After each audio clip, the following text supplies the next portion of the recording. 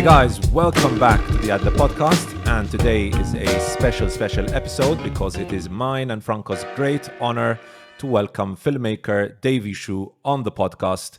First of all, Davy, welcome to the podcast. It is a great honor for us to have you here.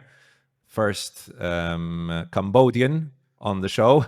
Franco will take care of most of the questions today. We also have some questions sent to us from our viewers and listeners to ask you. But before we start our interview, can I just say what a beautiful movie you have written and directed in Return to Seoul. We'll obviously get into specifics later on during our interview. Franco, I'll leave Mr. Chou in your capable hands. So, hello again. Thanks for accepting the interview. You're actually our first. Would you how would you consider yourself? Because this was interesting. You also touched upon this on the movie itself. Would you consider yourself more French or Cambodian? Haha, that's a good question to start with. But first, hi Franco, hi Andrea. It's a pleasure for me to do the podcast with you guys today. I usually don't answer to that question even to myself. I mean, I used to be clear with that when I was 25 and when I first came to Cambodia, because it basically shows the same thing for Freddie when she arrived in Korea and she said, "I'm French," and then people around her like kind of skeptical about the clarity of her answer. But somehow the story of the film kind of breaks a bit that certainty to show something of a more complex take on that question. So I'm just saying I'm French Cambodian, but that's what I say. Okay, no, and it was interesting because I was also checking your filmography. Yeah. And basically, Mr. Chou is also a part of a collective called. Would you call it a collective or a production company? Anti-Archive. Yeah, it's a bit of both. Technically, it's a production company, but it's really working in the spirit of a collective, actually. Yeah. Okay. Yeah, it would be interesting because I know they're competitors, but I was noticing there some Laotian movies coming out. But I would also be interested in finding out in Cambodian movies. And one of the interesting entries in your filmography is called Golden Slumbers, a documentary about Cambodian filmmaking. How would you say it affected you?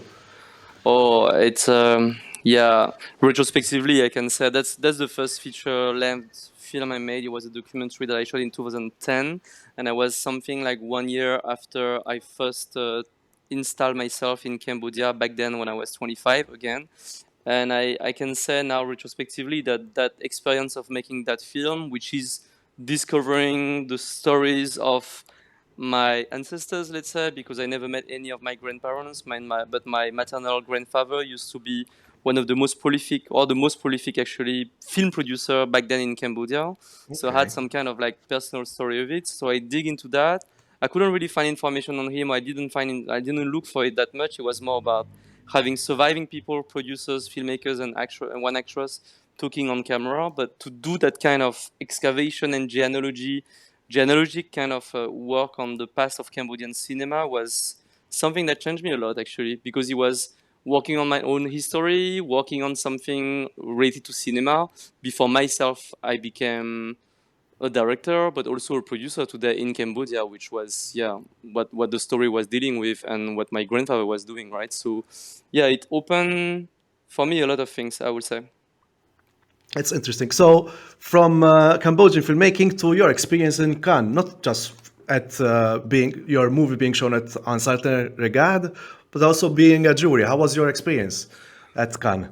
Wow, that was really cool. I just come back from it, actually, right? So it was last month, and I honestly didn't expect to come back that early because I just saw Return to Seoul. It premiered in Cannes last year. But to come back and to have this position, which was very, very privileged one, because suddenly you have access to everything and you're very treated super, super well. But the most exciting part for me was really watching the film. It means after 1 year of promoting the film, going around and not yeah, being a bit frustrated, to be honest, or not finding enough time to write and think of the next movie, because the promotion really took all my energy, and I also got a little baby, my first kid, actually 8 months ago. So Oh, that also oh, was. Oh, congratulations. congratulations. Thank you. So that was thank you. So that was something extremely joyful, but also extremely energy consuming, obviously, and time consuming. So like watching 20 films, and I even like had chance to watch other film in official selection in competition and stuff. Watching 20 films in 12 days was overwhelming, stimulating, energizing, and it gave me the best kind of stimulation spirit to go back to Cambodia after, full of ideas and energy to move forward to the next projects. Yeah, that was really really nice. And you kind of like receive news of filmmakers of your generation, younger or older, and of so many different countries, just telling you what they think cinema is today, what is the story that is worth telling, and what is important for them to express. And that's just amazing to feel. That was an amazing feeling, actually, an experience. So the most important question is: did your favorite movie win, though, the Oh, Grand Prix? it's yeah, it's I haven't signed like a deal, but I was really told not to say anything that was inside the debate, the intimate debate of the jury. So I can't say, but I'm very very happy with the award we gave, and How to Have Sex, the one we gave the main award, is an amazing film. It's really cool, and Okay, okay. really yeah, can't wait for people to watch the film. Okay, so apart from the Cambodian filmmaking scene, what else would you say was the starting point for you in filmmaking? What got you into filmmaking? The first thing, like a movie or a Hmm. star? Or... No, but actually, before going to Cambodia, I was really passionate with film, absolutely unrelated to Cambodia. So it was really like first it was the passion of film, starting from my teenager time, like 12, 13, not thinking of making films or working on that at all. It was just the passion of watching film. It started by like kind of like normal action film and stuff from my generation, like the Terminator movies, or Oh, okay. let's say the Schwarzenegger, Stallone, and Jean-Claude Van Damme movies that I was a big fan of. And then Hit by Michael Mann in '95 when I was 12 kind of changed my life, because I just watched the film. It was still like a crime movie and stuff, but it was so adult, so much mature somehow. And it was just a strong experience for a 12-year-old kid to watch that, not to really understand what it was about, but to feel transformed through the experience. So from that point, I really started watching all the film of De Niro and Pacino. So basically the new Hollywood period of time, and fell in love with the filmmakers watching that. And it was at the age of 17 when I was in high school that I joined some kind of video club in which you had a young film teacher that was himself only a film student, and he would give keys of film analysis. And for me, that was the thing. That was the matrix. When you take the red pill, and then suddenly you see things differently. You see through the matrix, and you don't want to go back to the old world. So that was really like literally that. So like understanding about film language, understanding like yeah, what is the grammar of shots and stuff like that. Just like make me crazy. And then I make a first short film with a group of people in that association when I was 17, and that's when I say to myself, okay, that's what I want to do. Not maybe making films as a filmmaker, because it was maybe too ambitious to think, but I want to work in that field. And so that's how it started. And it's only after making short films in Paris, like personal short film, but also being a first assistant director or producer on other films and helping friends and stuff like that, that step by step I started really thinking of it as a career. And the reason to go to Cambodia was I was finishing my studies. I didn't study film actually, so I was finishing my studies, and I had to go 6 months abroad. And I told myself, I never thought of going to Cambodia. I don't know anything about this country. I don't know the culture. I don't know the language. I don't even know the history. But that's where basically my parents were born, where they kind of escaped because we couldn't go back, and they couldn't go back because we lost all our family during the genocide of the Khmer Rouge regime in the 75, 79. So they had no other choice than to stay in France and decide that their life was there. So I didn't know anything about it. But because I was obliged to go abroad, I was thinking, it has to be Cambodia. So it was supposed to be 6 months. I started 1 year and a half. I make research. I make a film workshop with, when I was that time the teacher, to around 60 students in Cambodia from different schools. And I was doing the same thing of like sharing film analysis, but in the same time, getting to know the culture, the people, learning the language, and then making research about that topic of Cambodian cinema in the idea of maybe there is a film to make. But I was not sure, of course, I didn't know the country, right? So maybe there is a film to make.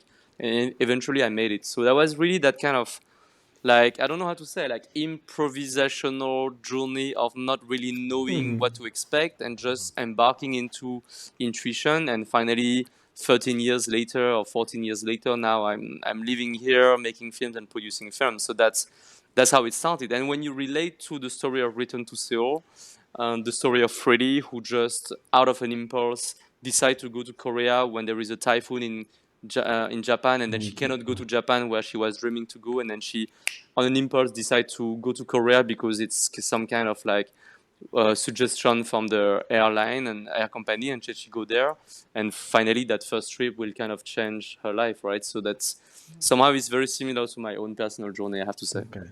Yeah, I was wondering actually, like, was it a coincidence that Freddie was also 25 in the movie when she starts? I guess it is not a coincidence. Okay, that's interesting to know. And also, you reminded me I have to rewatch Heat. Did you know, by the way, that there's Heat 2 coming apparently? Yeah, Michael someone offered me the book already. I haven't read it, of course, but I got the book. Yeah. Okay. What do you think it would be as good as the first now? I always want to trust Michael Mann. I mean, Miami Vice is actually one of my ultimate favorite film, and it's very different than Heat, obviously. And I'm sure that Heat 2 will Yeah. be very different. But he's someone in the future. Is one of the most avant-garde Hollywoodian directors. So I will always trust him to deliver something amazing. Yeah. True. So we spoke about Return to Seoul. Return to Seoul. One also well done for the movie. I just watched it again Thank you. before we started the interview. I appreciate a lot the soundtrack. It's a great Thank you. soundtrack. Cool. There's also the detailed observation of culture. Like I basically I've lived in Korea for 3 years, so it was really interesting Oh, to you see. did. That's cool. Yeah. That's so it was also a bit of a nostalgia feeling for me. I'm And sure. and I also, before we started the podcast, it's interesting that every beat hit again. The second time round, it's still a hit. So it's a really interesting movie. So um, uh, because Andrea will ask you later. I was gonna say, are there any aspects you'd like to talk about the movie that were never been asked to you in different interviews? Because many interviews ask you, "Oh, what attracted you to the story?" But is there a different aspect that they never asked you about? That's interesting. I've been doing a lot of interviews right on the film, so we kind of covered a lot of the field. Is there something I wanted to talk that I never was asked? Um,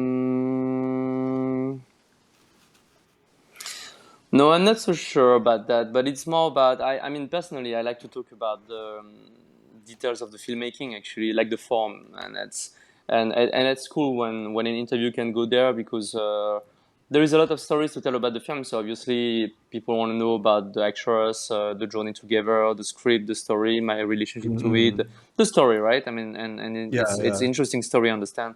But when I can talk more about the influences and the choices behind the kind of formal choices, I'm always excited because that's something I less talk about. Although I did talk about it sometime, but it's more rare, let's say. Okay, so what would you call the influences? And then I leave it up to Andrea to ask you more about the story. Yeah. It's interesting for me because, and I link it with Golden Slumbers a bit, and it's related as well to what you asked when you asked me like how did I fall into movies? I was saying it was the new Hollywood. I was born in France, right? And somehow French cinema was not my main surrounding because my parents will not watch French films. So for filmmakers of my generation who are born in France, of course, French cinema. I mean, they somehow feel inheritance of French cinema because they've been surrounded by that since they are born, and their parents would show them French film. But it was not my case. My parents were not like really watching French movies, but more American movies, I would say.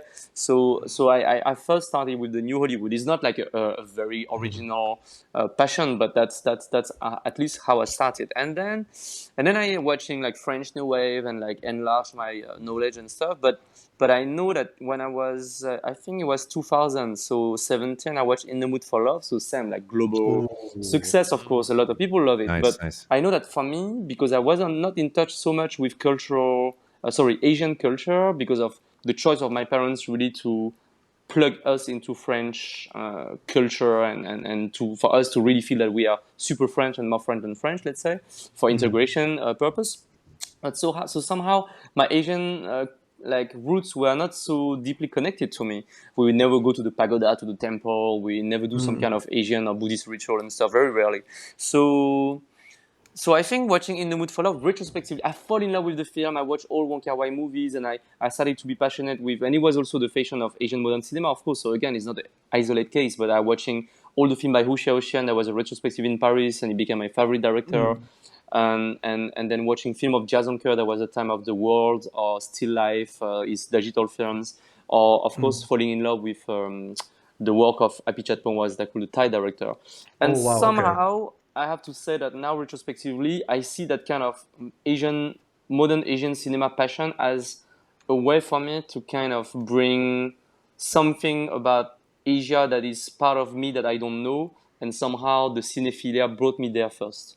And so what I want to say is that when I make Golden Slumbers, my first film, when you watch the film, I think for people who are familiar with Asian modern cinema, it's obvious that the film is so influenced, even like referential to all the directors I just cited. Okay. And I think when you watch Diamond Island, which is my first fictional feature that I shot in 2016, it's also obvious that it's also somehow an inherited film from all these uh, previously quoted masters.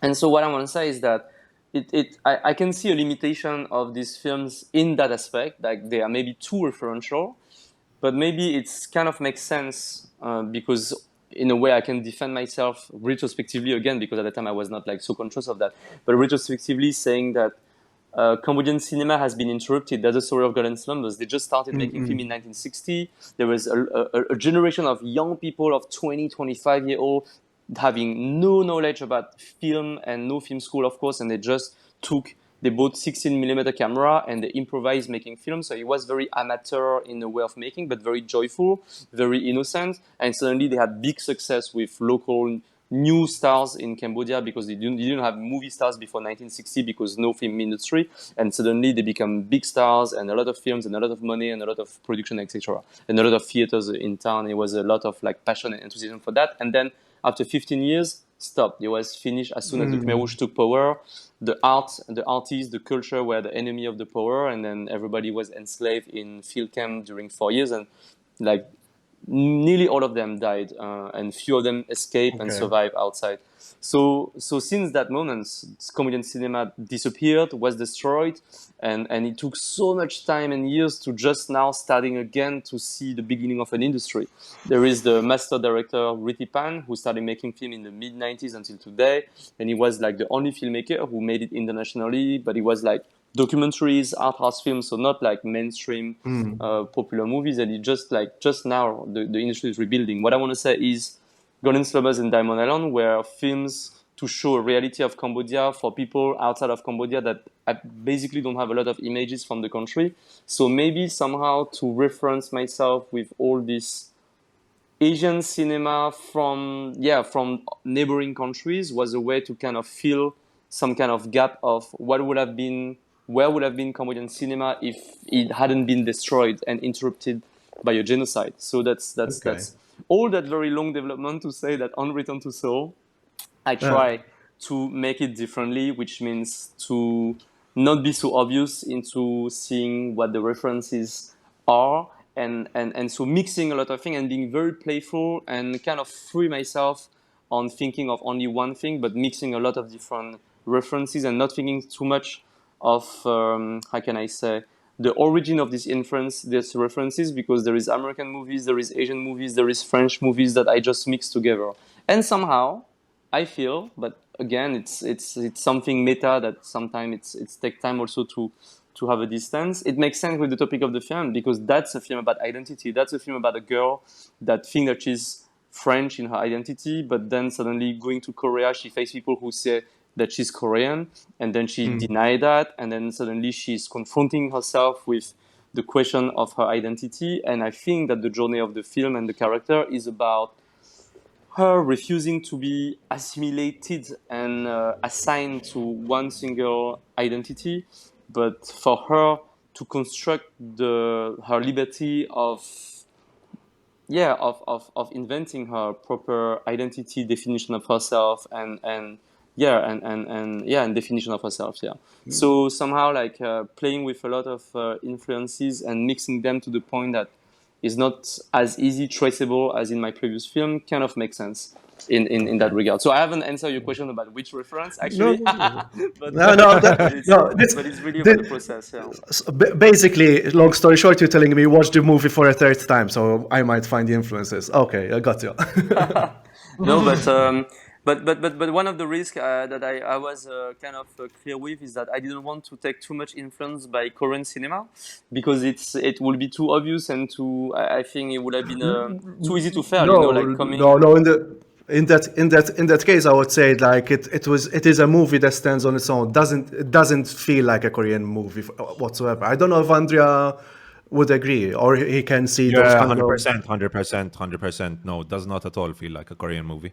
It's interesting because in Korea, when I show the film, that's what the audience told me first. They say, "We feel very strange with your movie. We really enjoy it, but what is so strange is that these Korean actors, the dialogue is very accurate and realistic. All the setting is super accurate. There's a lot of detail that is really realistic, but it doesn't look like a Korean movie. But we don't know why." And I was very interesting to see that. But for me, it makes sense because the filmmaking is the way of filming is the vision of a director is always translated into his shot, and for sure my vision cannot be the one of a Korean director. Although I play with something in the film that at the beginning of the film, actually, if you're familiar with Hong Sang-soo movies, it does look like like the first shot of them sitting at the table is a copycat of Hong Sang-soo kind of setting. Okay. And it was kind of a joke for me because it's like if you know the director is French and you see the film at the beginning and say, okay, the guy is doing his Hong Sang-soo movie, of course, and then suddenly when she stand up from the table, suddenly she breaks somehow like the reference and she go to something else, which is more like a Keshish movie of blue is the warmest color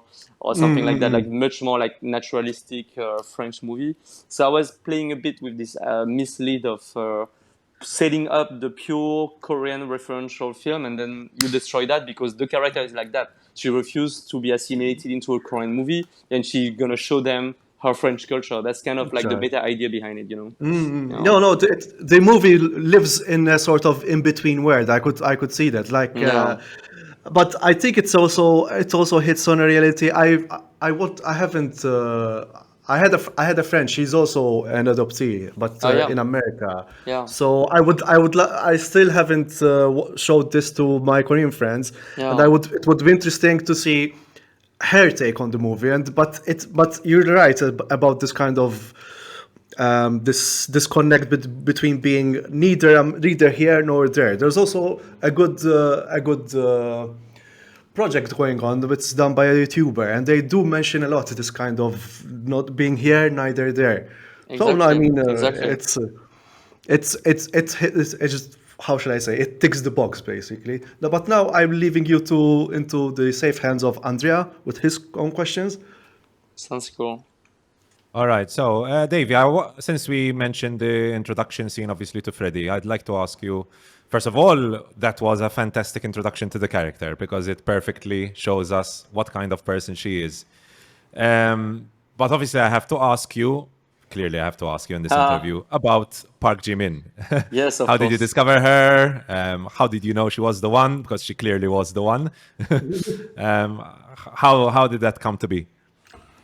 Yeah, honestly, there's a lot of luck in that kind of stories, and I always amazed how now I'm purely convinced that she's the only one in the earth that could have played Freddy. I think I couldn't find another because I wanted her to be French Korean. I mean, like somehow some producer were telling me maybe you can just take a Korean actress and ask her to learn French. It's like no way because you need to feel after 5 seconds you understand that she has a French culture and then she integrated that. So you need someone to be French. And meanwhile, I wanted her to have Korean blood. It's not like you're only a French Asian actress, like from Chinese or Cambodian descent and stuff, because it's really a film dealing with identity. So she had to have this Koreanness. But the Korean immigration in France, actually, it's pretty small. If you compare it to America and Canada, it's much bigger. But in France, we don't have a lot of Korean community. And it's much like younger people as well. Actually, it's a younger immigration, but small. So I didn't have a lot of chances. So I met like few professional actresses, Korean, French. Many of them were adoptees, but it didn't work. And then I opened that to non-professional. Then I met a lot of Korean adoptees themselves, actually, because yeah, if there is a community, it's more like Korean adoptees actually in France. But they were older than what I was looking for, because the history of the adoption is more people of my age actually, so people who are born in the early 80s, mid 80s, and Freddie needs to be 25 again at the beginning of the film, so that didn't work. So I was just amazingly lucky that I was in Locarno Film Festival. I met this Korean adoptee artist guy, and we talk about all night about my film and his story. And then at the end, he said, "You need to meet that girl, Park Jimin. She's not adoptee. She's not an actress. She's born in Korea and she moved to France when she was 9. But now she's in France since then, and she moved with her Korean parents. So she's not exactly the same story. But everything you said about the character, which means her energy, her force, her darkness as well, her anger, her self-destructiveness, sounds like her. So of course I was super intrigued and excited to meet her. And when I did meet her, I wouldn't say that immediately it was like she's the one, because she never acted, right? So you don't know. But it was something very, very special to meet her, spend 3 hours with her, and having the feeling that, yeah, she really looked like her. And when she told me her story, when I tell her about the character, it looked like, yeah, I feel like everything that the character in the film is going through, she has gone through there. She knows what it is actually. And that's not everybody, right? That will have known like intimately what like the experience of Freddie in the film, because it's a very intense life somehow. So I was like very, very curious, and then we make casting tests, and she revealed herself to have this incredibly instinct and talent to just dig into. She's an artist actually. She's a visual artist. So I believe now that it's something that she does in her work to put to be naked with her emotions and to put them on the canvas, because she's a painter and a sculptor. And so basically I think she has this connection and this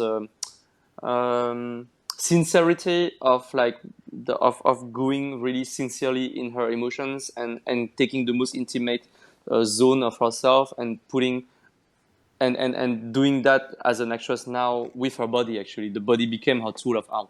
So she revealed herself very good. We train, we discuss a lot. We also reshape some of the story and the character aspect with her after.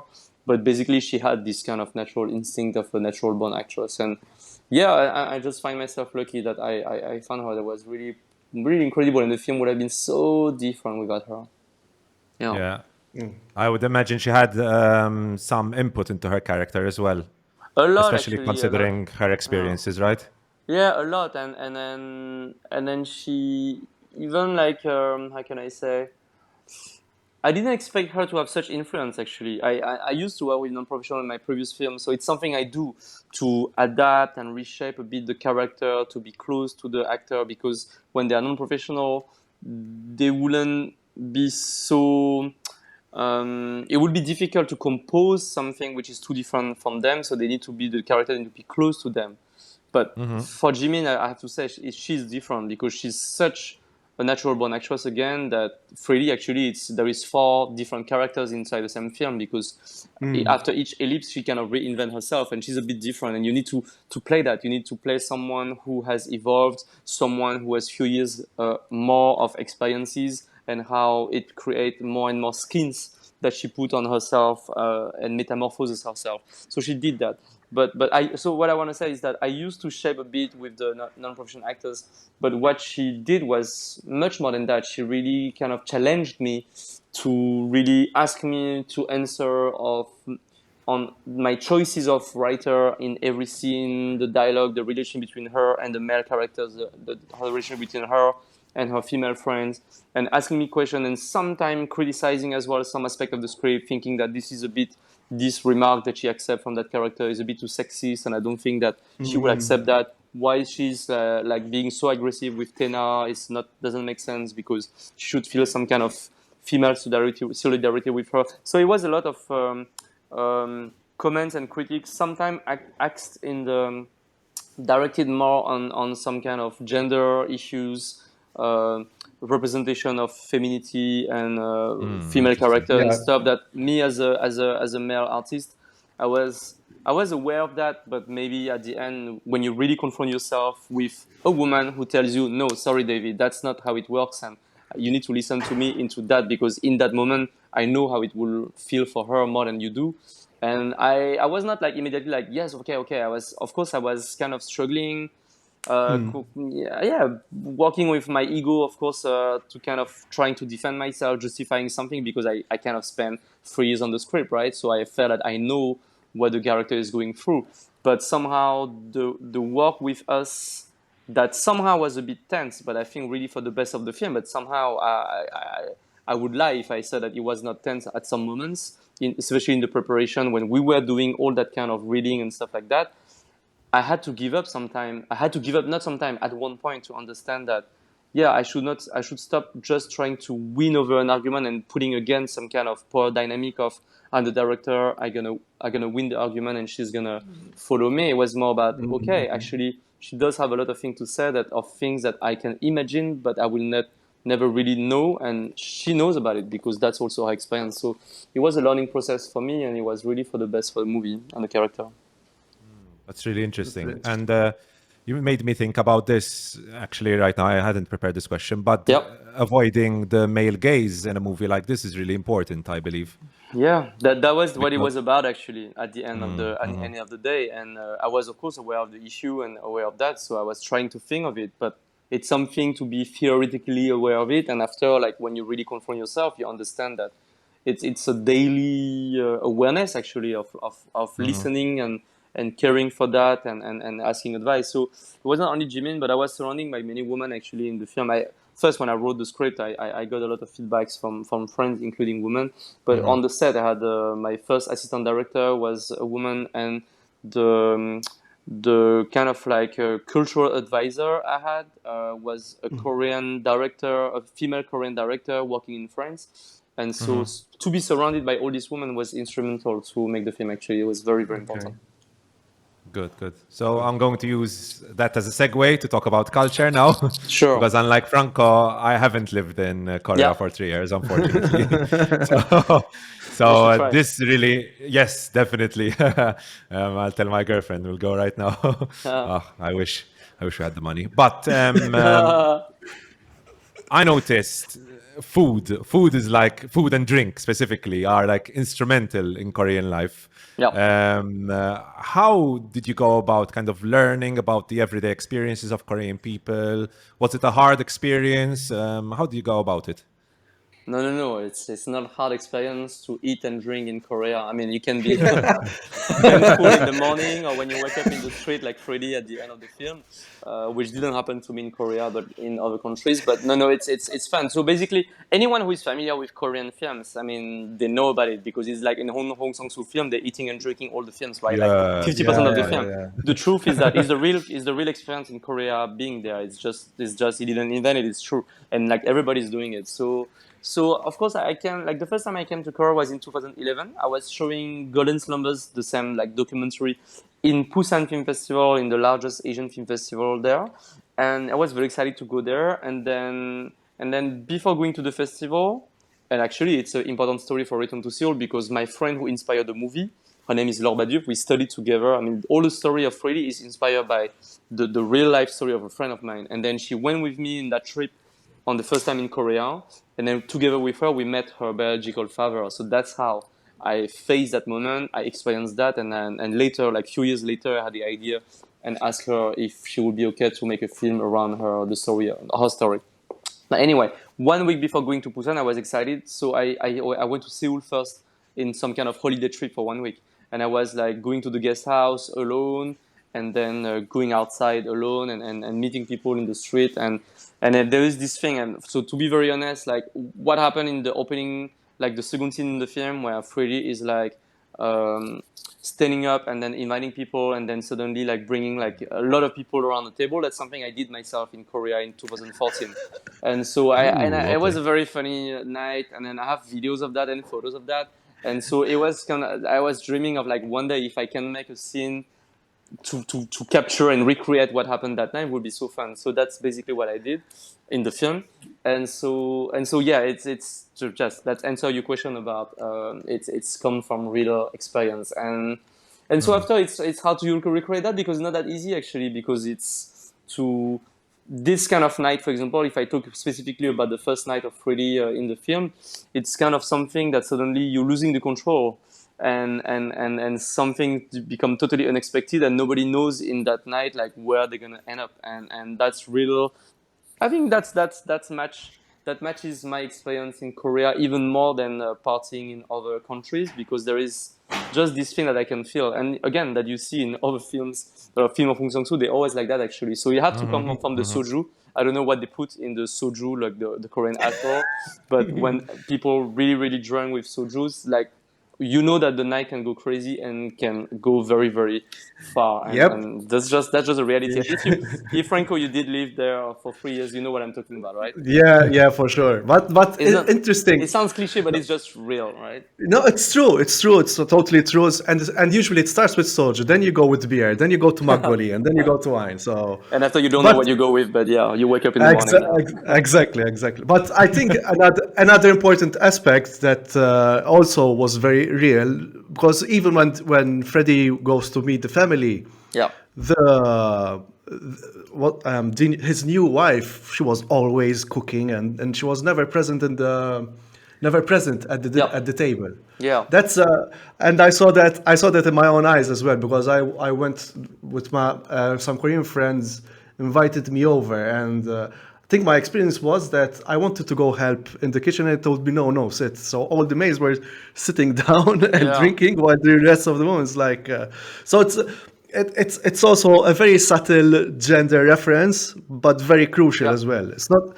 Absolutely. I think it's there in the film. It's like, if you mentioned that, there is a lot of little details that I feel, for me, I think that Freddy in the film, although like I don't make a story out of it, right? So it's really only if you can look at what happens like in the background and stuff like that. But I do feel that Freddy sees all of that. So for her, if I'm in the mind of Freddy, she noticed all this kind of gender detail or cultural aspect of it, and then which means the patriarchal dimension of Korean society that is very strong.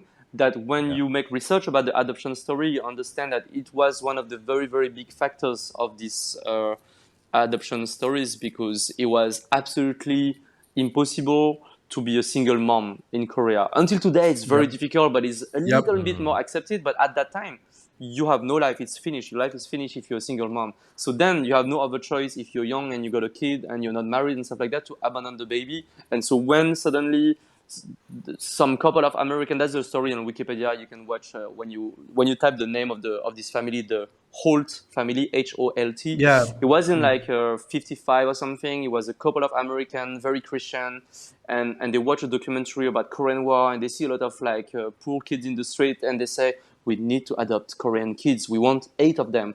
And then when they find out that it's impossible, they go to the American Congress, they try to make a lobby, and finally the American Congress make some kind of special exception with the Korean government, and they got these 8 kids coming to America. And then news talk about it, and then other parents say, we also want to save Korean kids, with that kind of Christian kind of like, I want to save the world. And then suddenly they create that kind of adoption law, and then it becomes a huge thing, and then a lot of Korean poor parents just see that opportunity of, it's a better future for our kids. And that kind of crazy, right? How suddenly it becomes some kind of phenomenon, not to say fashion, of nearly industrialization of like sending kids overseas, and in many countries, not only America after, but a lot in Europe and stuff like that. So that was patriarchal dimension plus that thing created by this American couple. But anyway, to come back to the thing that Freddy, I think she notices everything like that, and I think she thinks a lot, and she questions herself a lot about,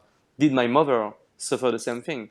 Was she also condemned to be in the kitchen? And for her, being a modern French girl, it's painful to think of that. So I think all these aspects that you noticed were here in relation, not only to show an aspect of Korean society, but really to link it with the story of Freddy and what she would imagine the struggle of her mom. Even though I don't speak much about that, but if you observe and you kind of feel for her, you might feel that she feel it or she think of it.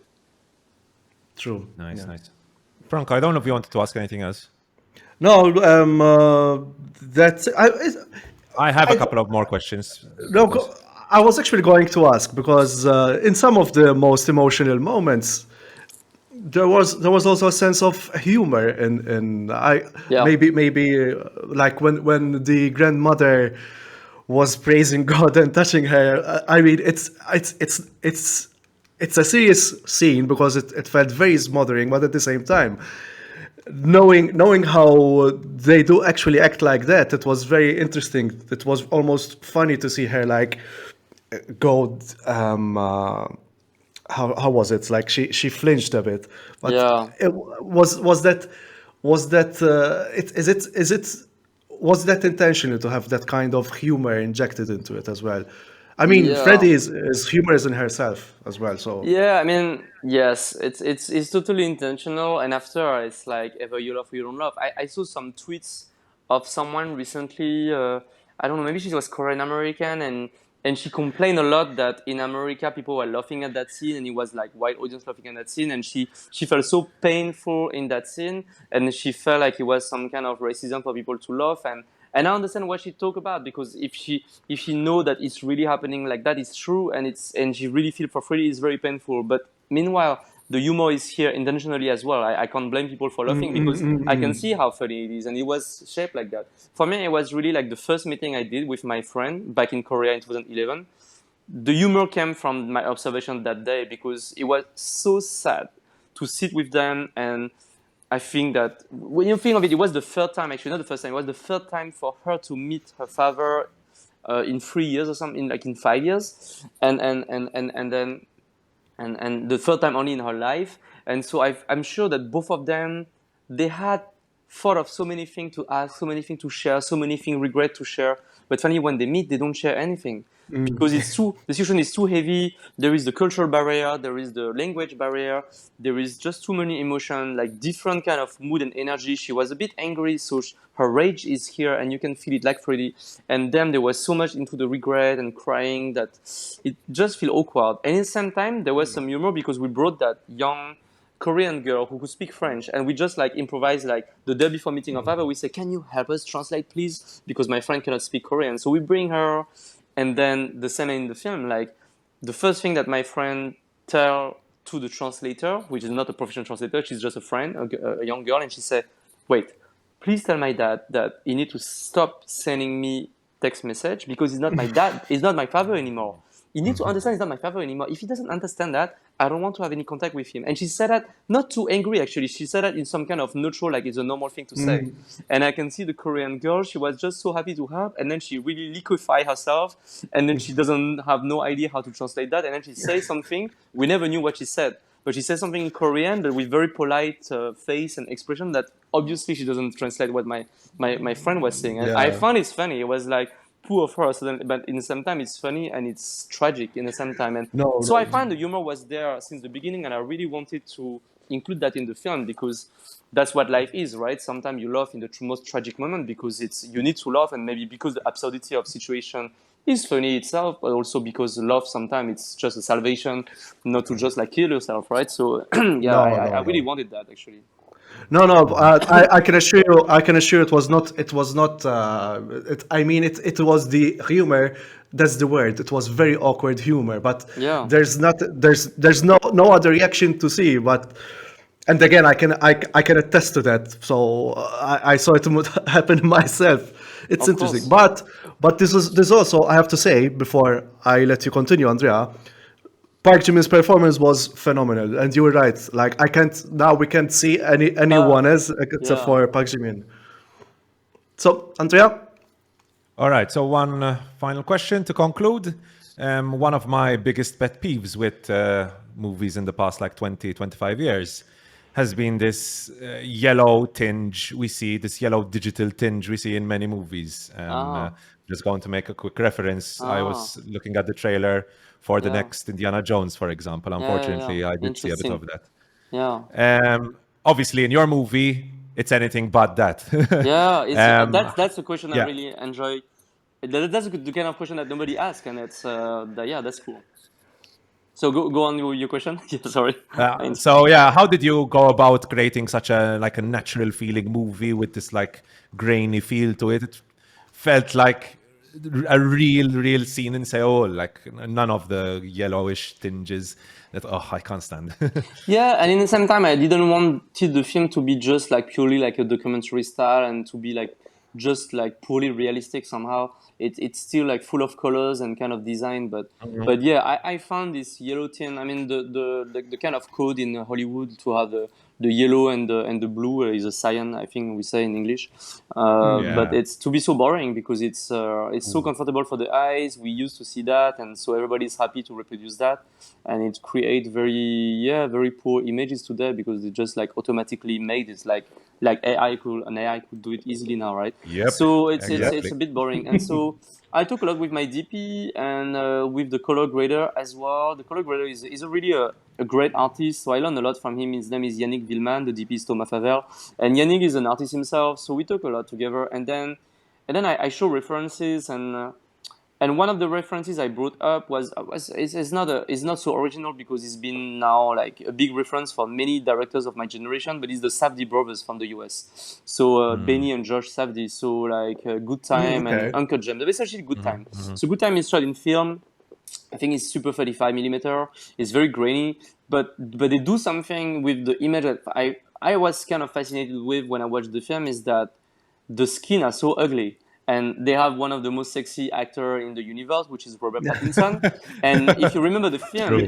his skin looks disgusting in the film. He looked like always red and a bit green even. Like when you really look carefully with because you work, you see that actually there is a little tint of green in the skins, which normally you never do because it make feel people are sick. And so what you do is always the Hollywoodian style of a little yellow. And you think of Inception, for example, because I was like making a lot of looking at things to understand and references, and like it's very yellow, and it's just it's just good. It's warm and it's good for the actors, and they look beautiful and stuff.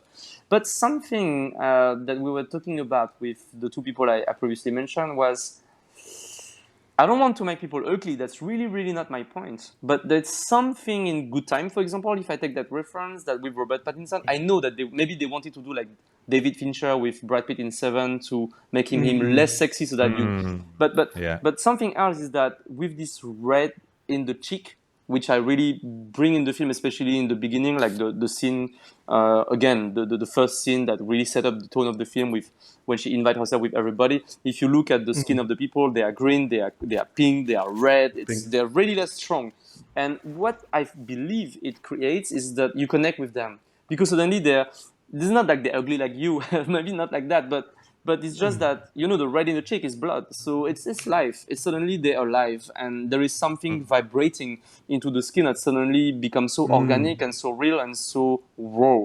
And so I was playing a lot with that and trying things and not being afraid of bad taste. That's what we always had in mind. Is like I'm not sure that the film is totally bad taste, but like not being afraid of bad taste and not trying always to be in the code of the good taste that everybody feel comfortable with. And I think it's not just free. It's always have to match the meaning of the film and the topic of the film. And again, it's that girl who is not here to please people. She doesn't want to please people. And so many female characters are characters that have to please people to be either in the seduction or be very Yeah. delicate and stuff like that. And we're not so used to watch films with anti-heroine in which like anti-hero, like male anti-hero exists from the beginning of history of cinema, or especially the new Hollywood again, where I come back to that. So me myself being like becoming a cinephile, watching anti-heroes played by Al Pacino or De Niro, like for me, Freddie has this kind of like badass aspect of it, and she's not here to please people. So somehow, having her like the image daring to be some kind of too much sometimes, even like the second part, it's we make different choice of color grading and ambience from different parts, like the three parts and the epilogue. So if you think of the second Yes. part, Yes. the first part is very colorful, but the second part is more neon lights. It's colorful, but it's less Yes. color. Yes. It's Yes. more Yes. yellow, green, but that kind of like dirty green and dirty yellow, something that is kind of, I don't know how to say bavé in English, but like you have like split in your mouth, like so the color is a bit like going everywhere, and but I think that create really the mood of the second part and something strong and intense. Yeah. So we went in that direction, and I was very happy to play with and to dare to be a bit different in the look of the film. Yeah. Perfect. That was a really interesting answer. Exactly Yeah. what I was looking for. All right. I have a ton more questions, but I think, Franco, we can end it here, right? Yeah. I was going to ask the question. So, since you're such a fan of Good Time and Heat, so will your next movie be an action movie? It won't be, but it's interesting question. Yeah, to be honest, I never really thought of it, and I don't know why, because I used to watch a lot of films. Maybe sometimes you censor yourself because you think, oh wow, that's maybe a big step and stuff like that. So I haven't thought of it. The film I have several projects at the moment, but one of the film I'm working on actually is an English language film, and like possibly shooting in Chicago, so in the US. But it's a family drama, but there's some elements, but it's not an action film. But maybe one day, let's see. Yeah. Okay, Definitely. no, Definitely. but still, But anyway, still an like interesting the movie. Safdie brothers themselves, like was interesting because if you're familiar with their work, it was very indie film, it's like on the trace of Cassavetes and shooting in New York and stuff with very small crew and then suddenly they make that film, which really have the heritage of all their previous film, but suddenly becoming that kind of more action genre film and really keeping their identity. So that was extremely inspiring to see that actually. Making one of my favorite recent movies, to be honest, in Uncut Gems. Uncut Gems as well, yeah. Yeah, great movie. Oh, it's such a good movie. Yeah. All right. I think, Davey, we can conclude here. And this was Great. actually That was very nice to talk to you guys. Oh, A lot. Thank you for being so generous with your answers. It was, I think, one. So I think it's the. I apologize to Kyle and to the Marvel stunt person, but this was very generous, very detailed. I enjoyed listening to you. Yep, a lot. So thank you very much. That was very fun. Yeah. Looking forward to see you guys. You're next welcome. Time. Yeah. So, guys, we can conclude it here. It was a great pleasure having you on. They very, very candid, Thank you, very Andrea. open Thank answers. you, Franco. That was fun. Ciao. Have It's been a day. great pleasure. Bye-bye. It's been a great pleasure. So thank you so much to our listeners and viewers. And next time, peace.